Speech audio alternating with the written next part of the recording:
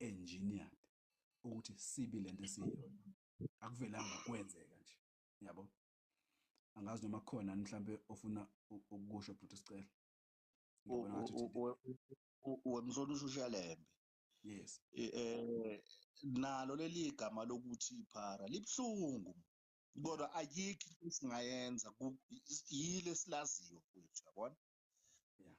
Ngoba kwakona ukuqhamuka kwalo mina nje la endaweni engakithi, it was 2001. It was my first time ngibona umuntu okuthiwa iphara, loya muntu loyana uhlala edrobheni, loya muntu loyana udla emgqonyeni, loya muntu loyana ubhema ama-drugs, loya muntu loyana ohlone inyawo ezihle. It was my first time ngibona leya nto leyana 2001, yabo.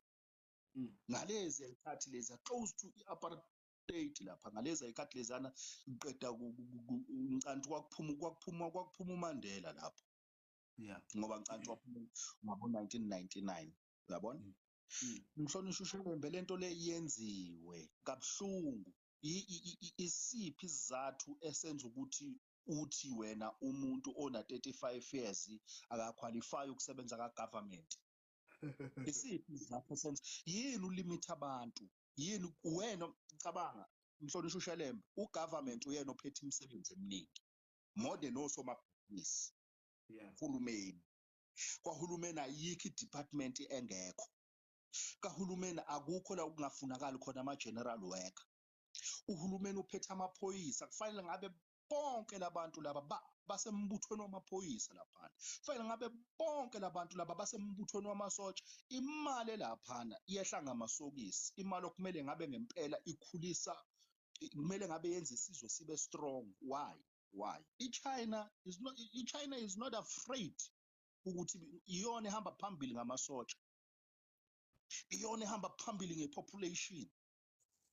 Laphayana kuze kube khona indlela yokuthi kumele kutholakala abantwana, i-population yande, bayifuna yandile, but yet ngapha e-West bayayidepopulate. Yeah. So kuze kwaqhaqhakela ngisho la eSouth Africa. Mhlonishwa, lento lena yenziwa ngamabomu yokuthi kulimitheka abantu ukuthi bebe sempumelelweni. Kufunekala wonke umuntu la abonakale ecindezeleka. Basishifta emhlabeni ovundile, basishiftela emhlabeni olugwadulo le emakhaya emaqeleni la khona esingeke size senze lutho khona. Asikho endaweni ezinonile mhlonishwa uShalembe. Inkinga nje sibhekene nayo zela kulokhu kade ukusho. Ngicabanga ukuthi singaqhubeka siqhubekele phambili kwenye chapter mhlonishwa. All right, no, siyabonga. Yeah, bengifuna ukuthi kodwa kucace lo, ngiyajabula ukuthi siyakubona mhlambe nabantu abalalela. Sijabule ukuthi Lento into nje eyakhiwe ngamabomu, and yeah, kumele ukuthi sibe nendlela yokuyilungisa, and siyathemba ukuthi njengoba sifuna ukushintsha le system, iqembu elikhuluma ngokushintsha i-constitution yilona qembu elikhuluma ngokushintsha le system esikhala ngayo now. Enye into angazi noma ubhuti Dumisani uma ubekhona sonke lesikhathi mhlawumbe uyazikhuluma ngani. Before ngingene kulenye chapter ngiyacela ukuthi ngimnike mhlawumbe ithuba uma ethi hayi ake siqhubeke, mhlawumbe uza kubuya Phawula, mhlawumbe siqhubeke singene kokunye, noma mhlawumbe kukhona nafuna ukusho ngalokho esesithe sakuthinta manje. Bhuti Dumisani. Nane-motivation ukudlulisa imessage nje thina sonke abahlali base-South Africa, nalokho kubalulekile. Okay. Wabaleka. Hayi, asiqhubeke mhlonishwa, asiqhubeke. Right. Kunento ezu-2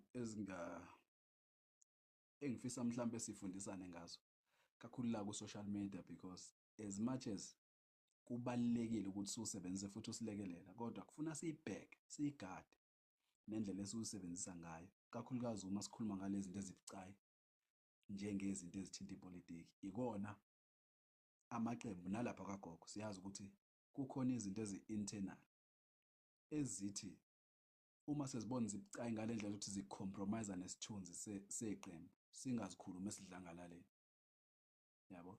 sibe nendlela noma sakha ama-platform angalemva kwendle ukuthi sishayane laphaya. Sishane. Sibuye sesiqondile ukuthi sizoba la because isitsha siyakwazi ukubona ama-gap esizokwazi ukungena ngawo. Kakhulukazi uma siseduze ngale ndlela. Yabo now la uTikTok iyona nto eyisebenzisa kakhulu i-MK ukumobilize nje nanokutshena abantu ngayo. Ngibuye ngibona ngazuthi kukhona angisho kanje into enegative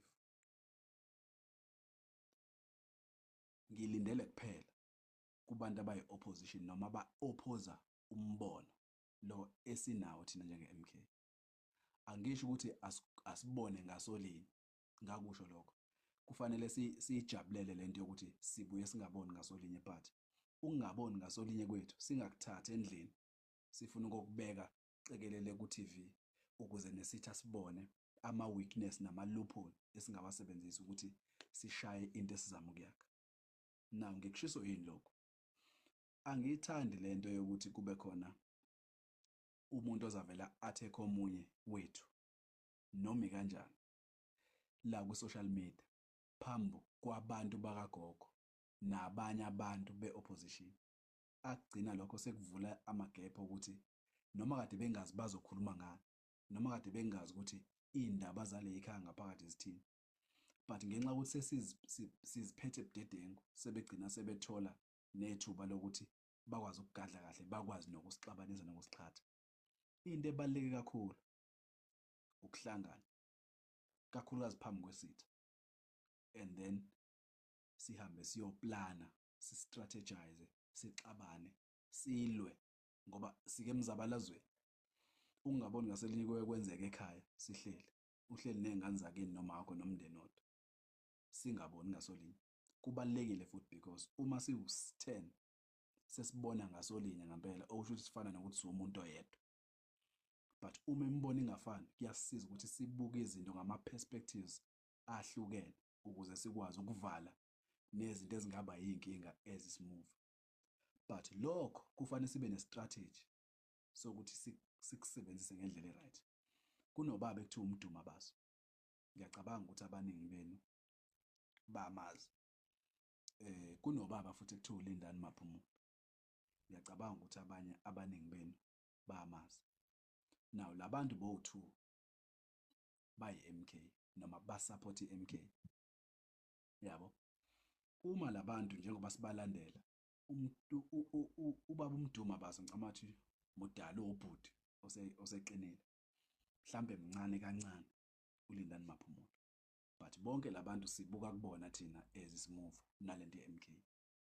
Uma bephambana phambi kwethu baphambane kuze kube namagama athize ogcina sowufila ngazuthi ayaluma noma asevula ispace sokuthi kubona abantu bangaphandle ukuthi angase kufuna ukuba khona nengxabano la. Yabo ukuthi nathi kusinika i-confusion as abantu ababelandelayo. Lento ngayikhuza kuPhenwel, ngayikhuza kuRuthendo,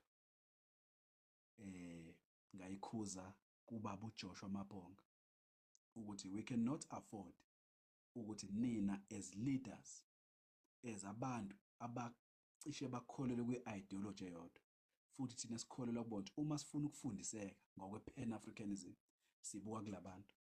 Mase nisase nihlukana kakhulu ngokwembono to an extent ukuthi sifila ngazuthi thina senifuna nokuxabana noma sekukhona la egeja khona kwangempela imbono engasayi entweni efanayo.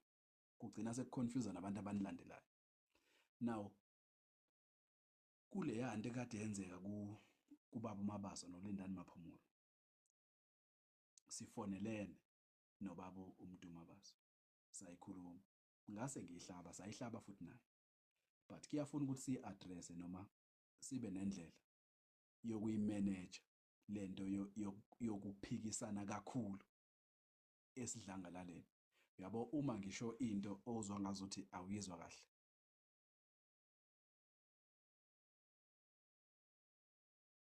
oyibo nansi